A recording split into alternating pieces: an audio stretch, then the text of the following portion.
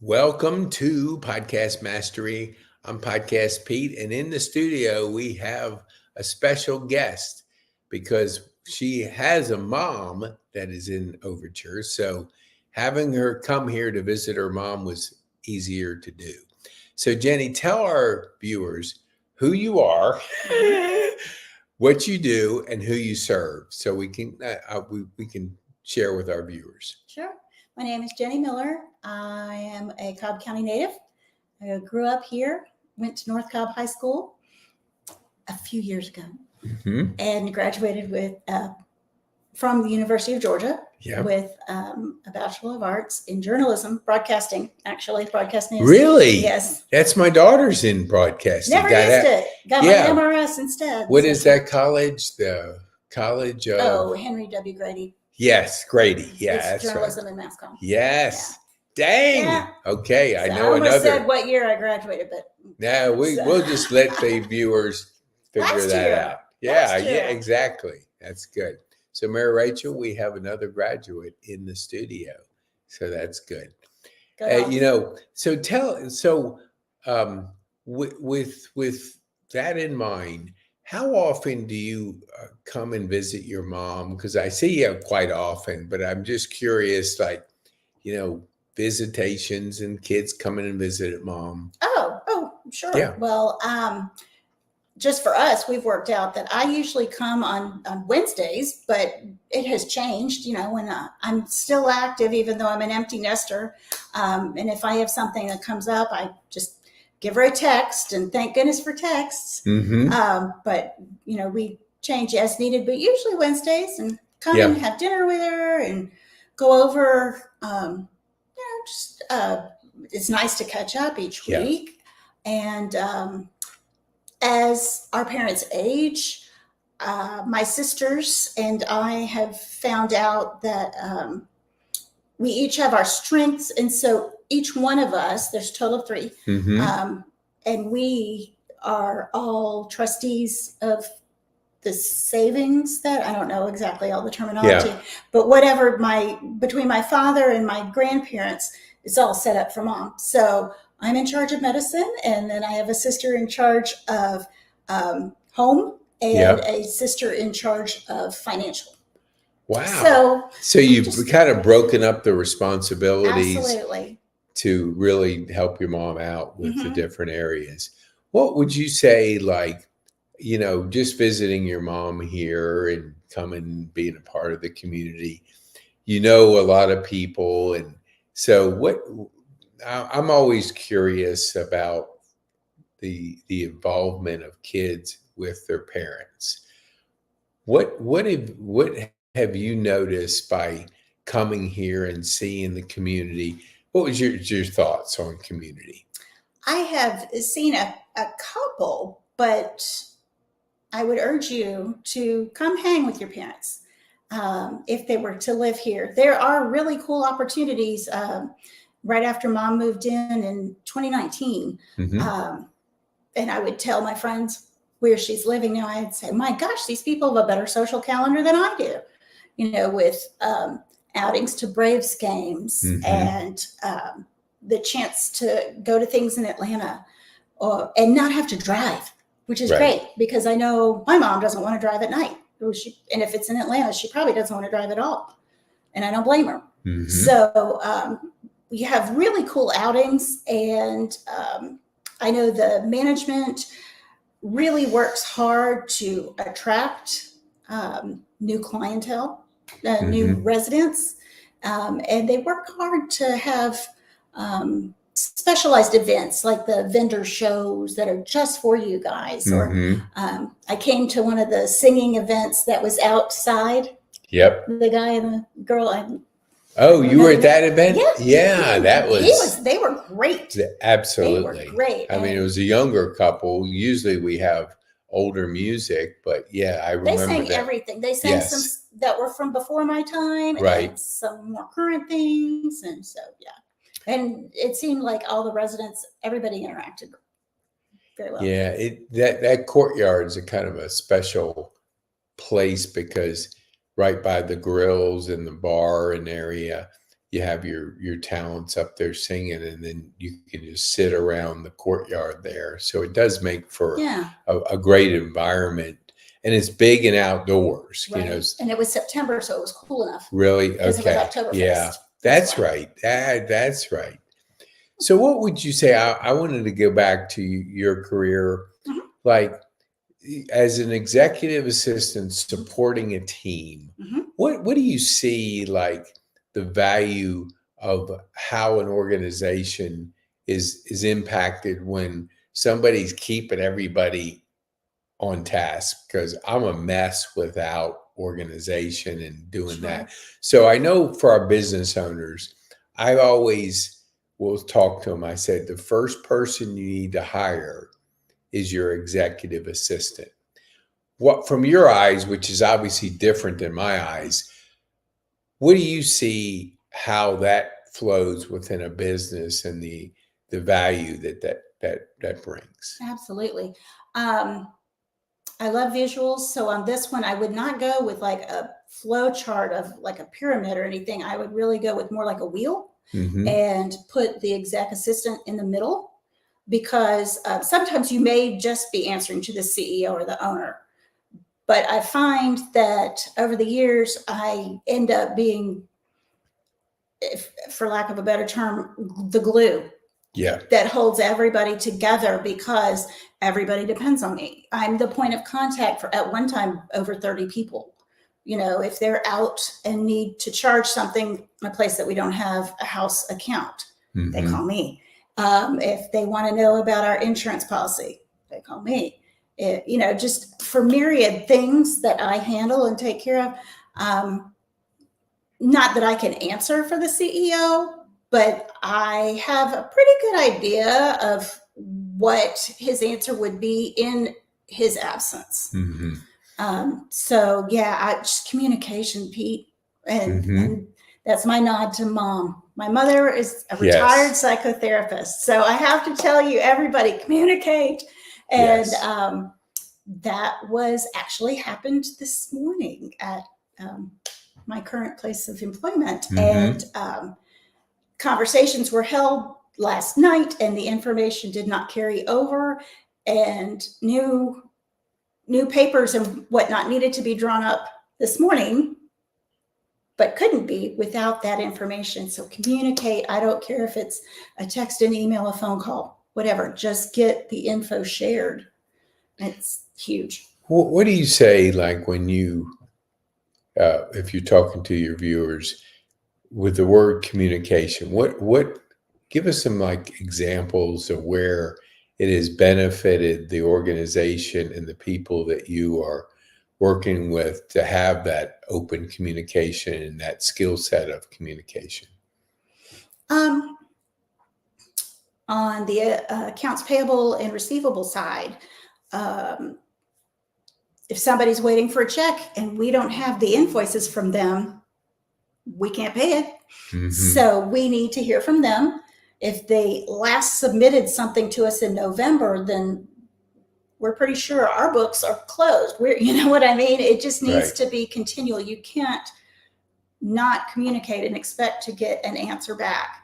So it really is critical. In other parts of interaction, I mean, human communication just in life is so important. So of course, nothing's coming to my mind now that I'm on the computer, but well, you know, I think what I want to, where I was going with that question is, I was in a doctor's office about 6 months ago, and it was an older like doctor that took care of, and I was amazed at, there was about 16 people in the waiting room, and 15 of them were on their phone doing stuff. And I know that that has been a crutch for communication for a lot of people growing up with, I mean, iPhones for you and me came later, but iPhones for our kids and the younger, yeah, exactly. So what do you see like with the difference in the way people communicate? Oh, sure. I hate to relegate it to generations, but it is. You and I are going to pick up the phone and call somebody. Yes, totally. Because it's faster for me to go, Pete, even though, you're programmed and I don't have to sit there and dial. So hit Pete and I'm probably driving. So it'll be on speakerphone and I'll ask you what I need and that'll be it. I think my kids and younger, anybody from 30 down, Yeah. really from 30 down, it's fair to say they are going to prefer to contact you electronically. Yeah. My children now, I will say my daughter does not have a problem with speaking to people. She's her mama.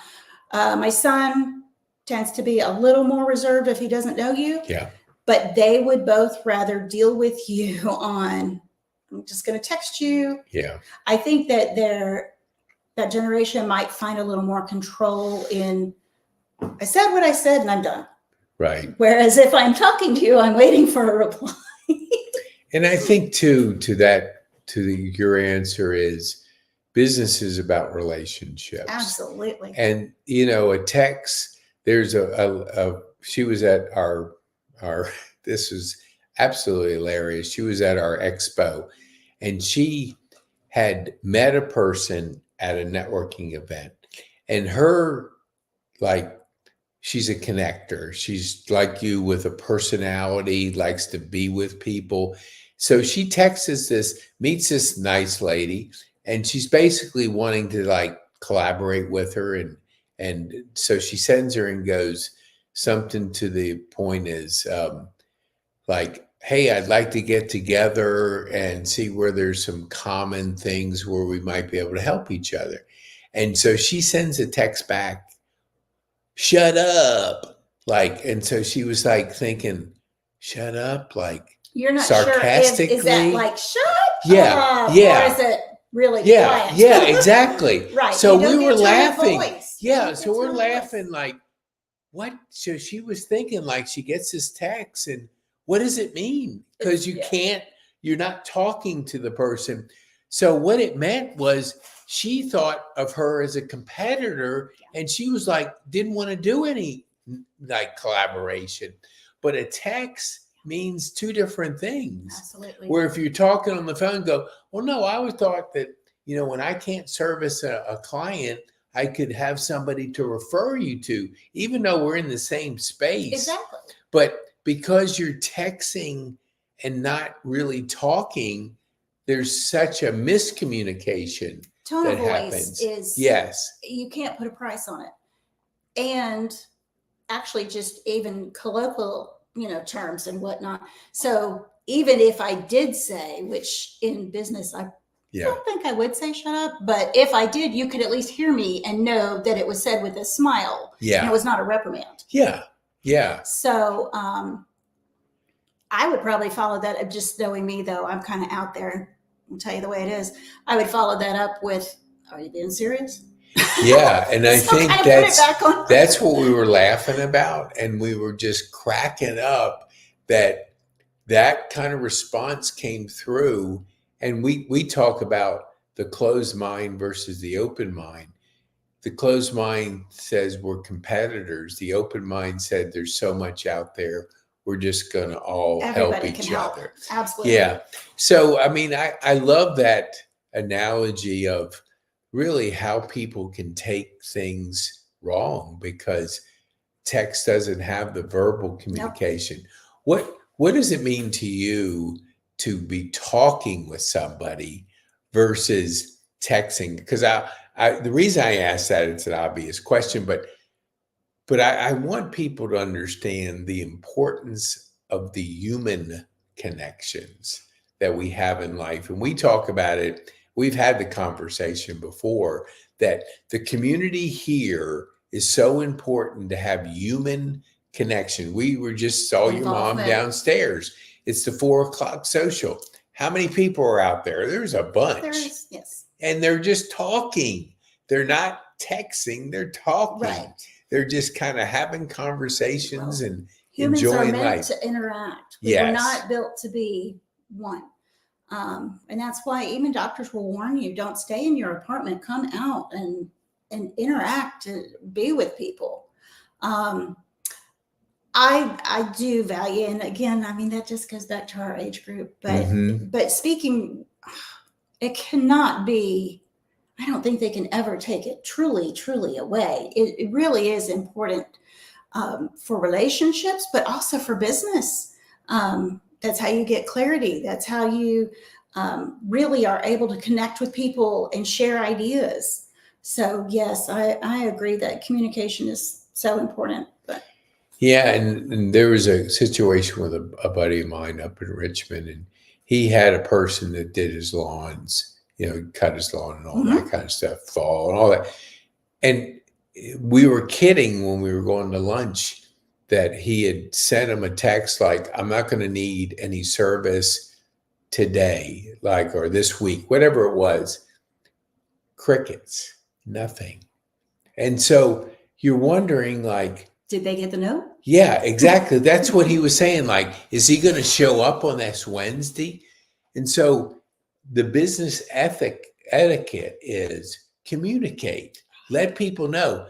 And I think today we are so dependent on the texting part, we forget that there's a human on the other end of Absolutely. it. And there's so much when you all of a sudden talk to people, they're going like, they're not believing that they're talking to a human because so many people, even on the automation of like the reception area where you Mhm. now see voicemail, like push 1 for this, push 2 for this. And I think we've gotten carried away with so much of it, we lose that human connection. Sterility, really, Yeah. it is. What would you say, like with your in your position of helping and supporting and being that communication link? What can you tell our viewers like that ability? Tell our viewers like in your eyes how you see your role of really being that connector of humans. Absolutely.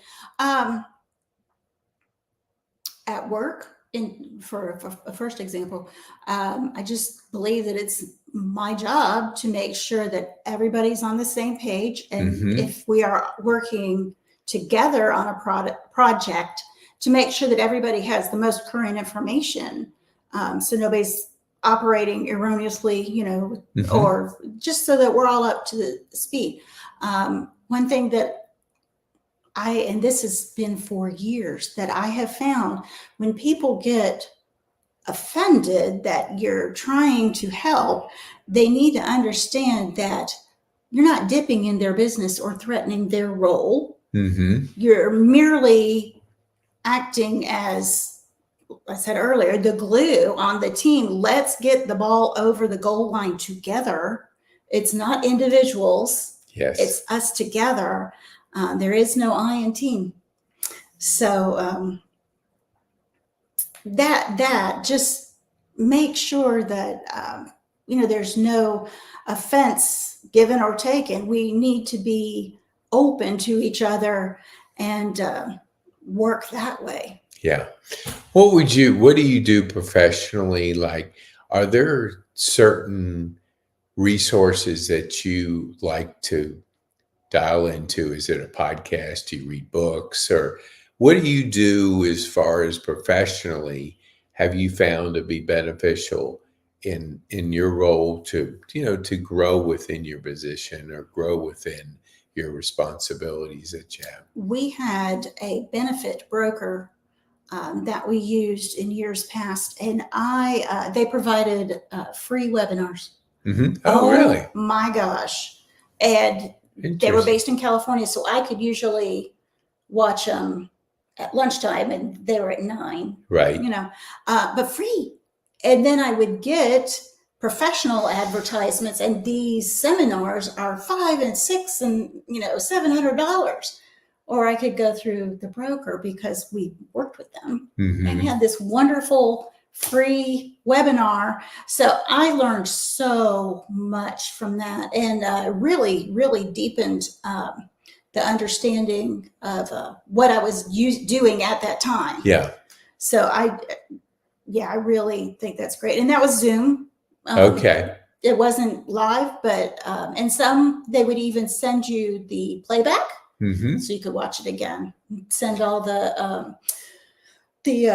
oh my goodness, it's failing me. The The PowerPoints, replays. the Oh, the PowerPoints that went PowerPoints. with Okay. Okay. What's your COVID story? I mean, it. everybody has one. Yeah. How did COVID affect you and your role? hmm And what professionally share with our viewers what you had to go through to overcome? I was special admin, admin to. I'll get it again. Sorry. I was admin of special projects to the vice president of client experience. Whoa, Say that is a 3 times, mouthful. I'll tell you Yes, what. yes. Okay. At that time. And COVID came, and I remember asking my boss, do you really think we'll be at home for like a day? And she goes, it's never going to happen. But it did. And you asked, that is hilarious. A month later, they downsized the company, and I was relieved of my position. They went fully remote for a long time. And so what happened to me at that point was Jenny had recently, within that last year, become an independent grown up, where I used to have 4 people in a house. It was now me. And so a lot of life changes. And when you no longer have that other income to fall back on, you do what you need to do. So this girl in her mature age waited tables with kids that were younger than mine. But you know what? I needed to do it. Yeah, I it's needed called to do it. survival. Paid the bills. Paid the bills. And it wasn't glamorous, but I did what I needed to do. And God totally gave me exactly what I needed. So and from that, I was able to find the position that I have now. Wow. I love that scenario, because I play out at Pine Tree, and I always talk to the people that they hire from KSU. Mm-hmm. So I say, look, the best position you can get anywhere is serve. Learn to serve the public, because you catch all kinds of personalities. You have to deal with all kinds of issues, like it's late coming out of the kitchen. Oh, yes. Hey, this is cold. No, I said medium well. Yeah, I told you I didn't want this drink. I wanted that drink. So you're always overcoming things and learning to communicate. Were you when you were going through Georgia, did you do any of the service jobs, waiting tables and all that? Oh, yes. Really? Yeah, it started when I was at a junior college out in Houston. And then at the time in Athens, Red Lobster was about the nicest thing they had. And if you ask my mom, ask her about the dead lobster. Yeah. So that's what we call it, the dead lobster. Yeah. But at that time, that was probably Athens' best. Wow. So that's where I worked.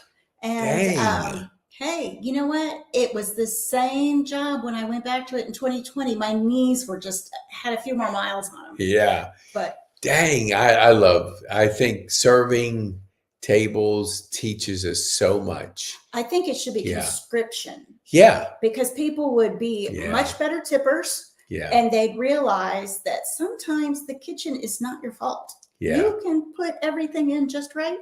True. Totally. But in all modesty, I do have to say that when the owners had some VIPs, often Cobb County Sheriff Craig Owens, they would tap me. So I took care of some VIP. Dang, it's always good. Wanted me. Yeah, and I kidded with the people over at the country club, and I'll say, you're dealing with people that are used to being pampered, or they just, so it kind of gets you used to in an environment that may be different than a restaurant, but it's still service. Absolutely. You have to learn to serve. Yep.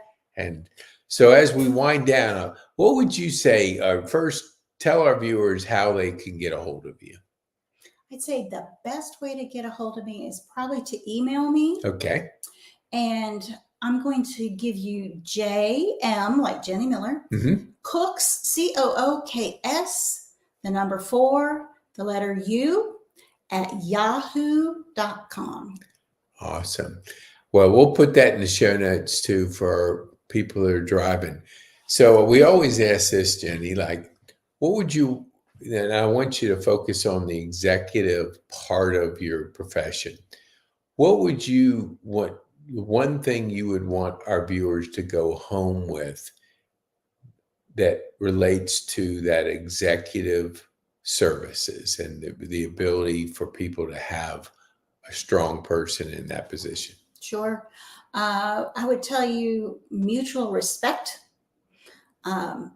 A boss that takes care of you, you're very willing to go the extra mile for. Mm-hmm. And the inverse, you know, they know that they can count on you to get everything done. Because I know if we've got each other's back, that's going to last a long time. Right. So definitely that. Dang, that's good. Thank you, Jenny, for being with us. You can see your mom and be on the podcast. So now's your time to say hello to your mom. Well, thank you, Pete, for having me. Hey, Mom. I love it. Okay. Thank you for our viewers. And please share this with people that you want to have a better understanding of really how that executive position within a company is so important to the success of the company. Thank you.